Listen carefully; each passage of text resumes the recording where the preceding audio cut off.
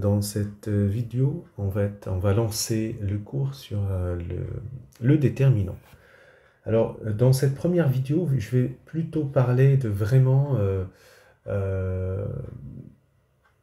des étapes. Je vais parler des étapes petit à petit du secondaire, c'est-à-dire lycée au supérieur.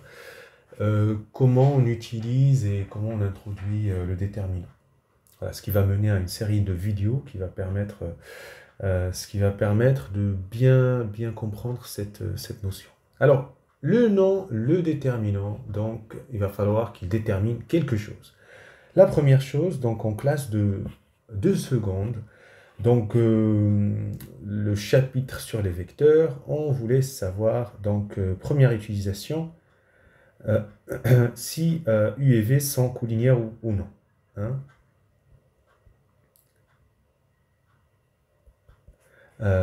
Donc la définition du déterminant, U et V collinaires, si seulement si, voilà, le déterminant U et V égale 0.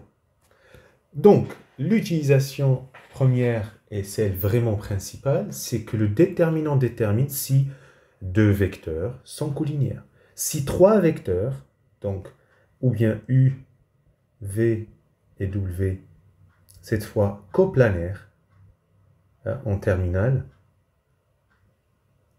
coplanaire, si seulement si, déterminant de U, V, W égale 0. Alors, moi, j'aimerais d'abord donner un sens à ce déterminant. Donc, puisque je viens de dire qu'il détermine si des vecteurs sont collinaires, 3 vecteurs sont coplanaires.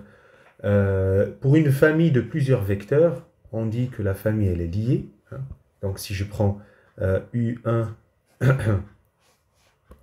U1, U2, tac, tac, UN, ce sont n vecteurs.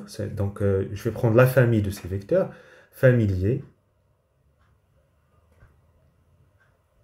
si et seulement si le déterminant de U1, U2, virgule, UN, le déterminant de la famille, c'est égal à 0.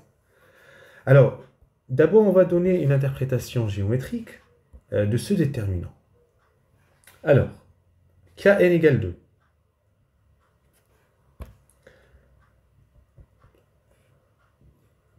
K égale n égale 2. On va se placer dans le cadre de 2 vecteurs qui ne sont pas collinaires. Voilà, U1, UV. Alors, en fait, ce déterminant, donc, si les vecteurs ne sont pas collinaires, déterminant non nul. Hein, donc, et si je complète le parallélogramme qui va être formé ici, regardez, tac, alors je vais avoir une espèce d'aire ici. Et donc, selon, c'est donc déterminant de UV dans ce cas-là, il est non nul, parce que les vecteurs ne sont pas collinaires. Et si je prends en valeur absolue, ou bien, voilà, ça c'est l'aire du parallélogramme, si je l'appelle A, B, C, D. L'aire du parallélogramme A, B, C, D. Si je ne mets pas de valeur absolue c'est la fonction qui transforme positif ou négatif.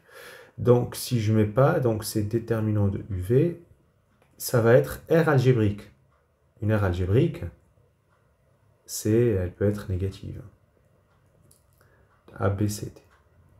Voilà. Donc, et ça donne un sens, parce que si les vecteurs sont collinaires, donc je vais avoir U comme ça, et V aussi comme ça, par exemple.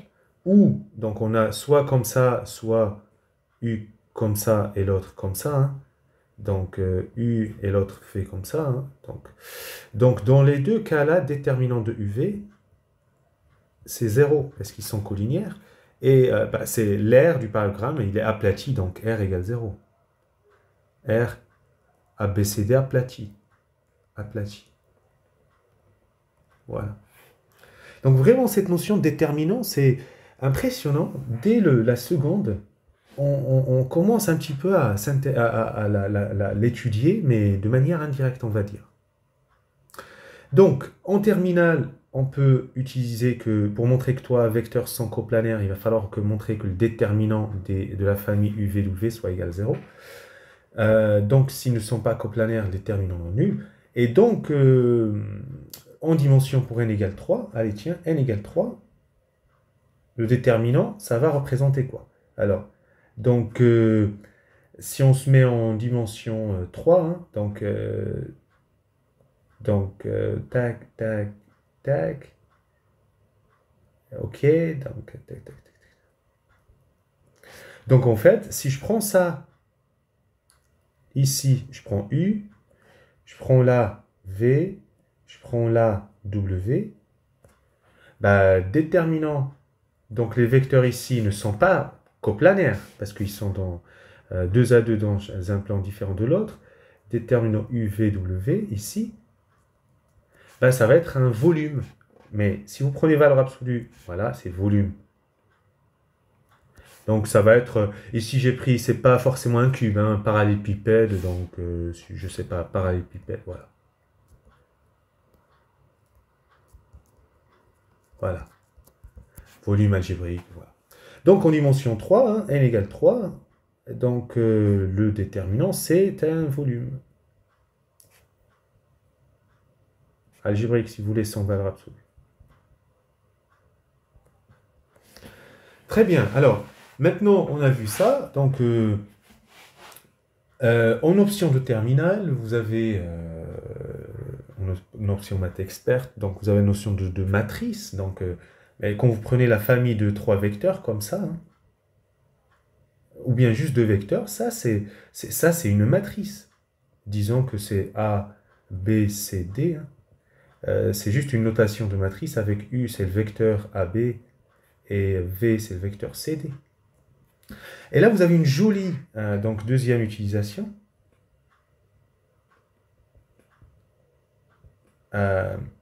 Dire que U et V, si vous faites... Alors, la matrice, si je l'appelle ça, c'est la matrice A. A est inversible. Si, seulement si, en fait, les vecteurs colonnes, ça veut dire UV, ne sont pas collinéaires. Si seulement si, U et V ne sont pas collinéaires. Et ça veut dire quoi? Ça veut dire si seulement si déterminant de la matrice A, c'est différent de 0. En fait, quand vous travaillez, que vous cherchez qu'une matrice soit inversible, c'est qu'en fait, vous regardez est-ce que les vecteurs colonnes sont des vecteurs qui ne sont pas collinéaires. Voilà. D'autres utilisations, certainement, mais ça va être le cadre d'un système linéaire, quand vous avez troisième utilisation. Un système linéaire,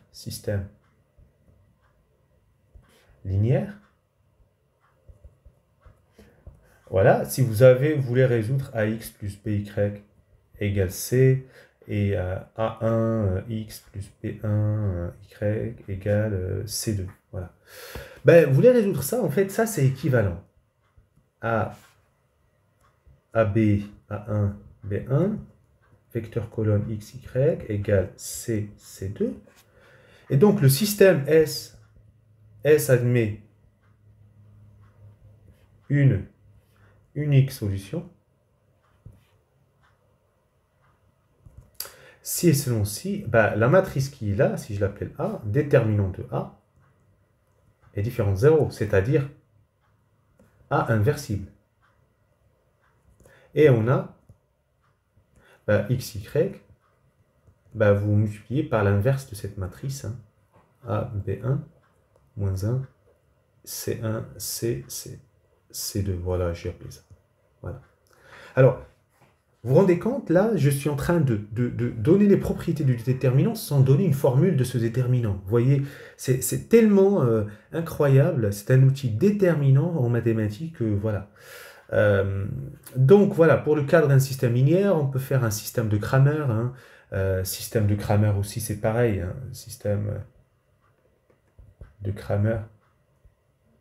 Et vous avez la solution directement. Donc il a une solution, donc c'est de la forme A, x, y égale alpha, bêta, hein, donc A matrice carré. Donc ça, c'est un système, je l'appelle S. S est de Cramer. Si selon-ci A inversible. A inversible. Ça veut dire si selon-ci déterminant de A est différent de 0. Vous voyez? Et on peut trouver les solutions, voilà, donc là j'ai appelé x1, xy, si je l'appelle x1, x2, x2, on peut trouver x1, c'est le déterminant de la matrice sur le déterminant de A. Et là, c'est quelle matrice?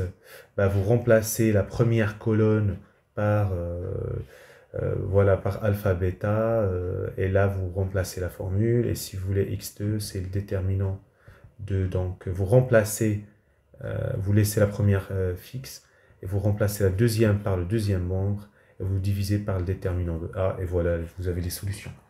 Voilà. Alors, donc, après ça, donc, on retrouve le déterminant dans le cadre de la réduction de matrice. Réduction de matrice. Alors, en fait, ça, c'est dans le cadre quand vous avez le polynôme caractéristique d'une matrice. Alors, là, je vais définir sur les fonctions polynomiales. Donc, c'est le déterminant de x, in, moins a, quoi. Voilà. Polynôme caractéristique. Ce qui permet de trouver les valeurs propres, et etc. de A. Alors, qu'est-ce qu'on peut trouver encore? Qu'est-ce qu'on peut trouver? En fait, voilà, la formule qui généralise vraiment, donc généralisation de la notion de volume,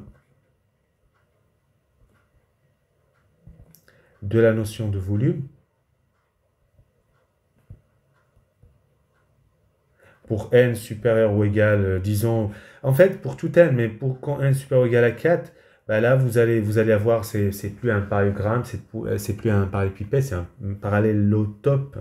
Donc, d'accord. Donc là, vous allez avoir besoin de ce qu'on appelle une matrice de Gram, donc matrice de Gram dans un espace euclidien, donc E euclidien. Ça veut dire muni d'un produit scalaire voilà, réel, donc espace réel. Matrice de Gram, c'est les matrices G de la forme, vous faites le produit scalaire xi, xj, quoi, avec ij de 1n. Et le déterminant de cette matrice, G, on le note Gx1, tac, tac, xn. Et donc, ce déterminant-là, il va permettre de donner un volume, etc. et compagnie. Alors, donc, dans la suite des vidéos, on va voir vraiment, on va reposer les bases, on va donner une formule. Alors, peut-être on peut donner ici, quand n égale 2, vous savez que si une matrice égale A, B, C, D, alors déterminant de A, c'est A fois D, moins ça fois ça. Moins C fois B. Voilà. Si n égale 3, vous avez une règle de Sarus, c'est A, B, C, D, E, F, G, H, I, règle de Sarus. Donc vous trouvez ça sans problème. Sarus, voilà. Et puis pour n supérieur ou égal à 4, donc on verra une formule très intéressante qui sert pour tout degré d'ailleurs. Hein. Voilà. En fait, l'idée c'est que on va essayer de à chaque fois se ramener à un déterminant de 2.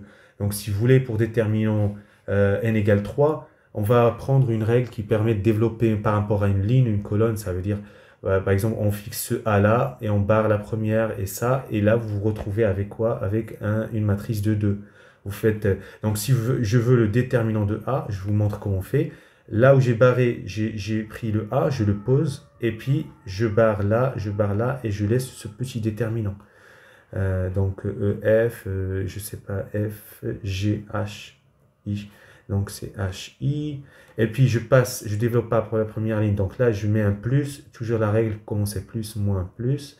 Le deuxième, c'est un moins devant D. Et là, je barre cette colonne. et je barre cette ligne. Donc, il reste quoi? B, C, H, I. Et puis, la dernière, donc, c'est celle-là. Voilà. Il reste plus F. Et puis, non, c'était un G. Et puis, il reste ce déterminant B, C, D, E, F. Vous voyez, et là, vous êtes retombé sur des déterminants de 2, vous savez faire, vous voyez, vous faites ces déterminants, mais c'est un peu long. Bon, voilà, on va s'arrêter là, et la prochaine fois, ça va être vraiment du début jusqu'à la fin. Allez, bon courage.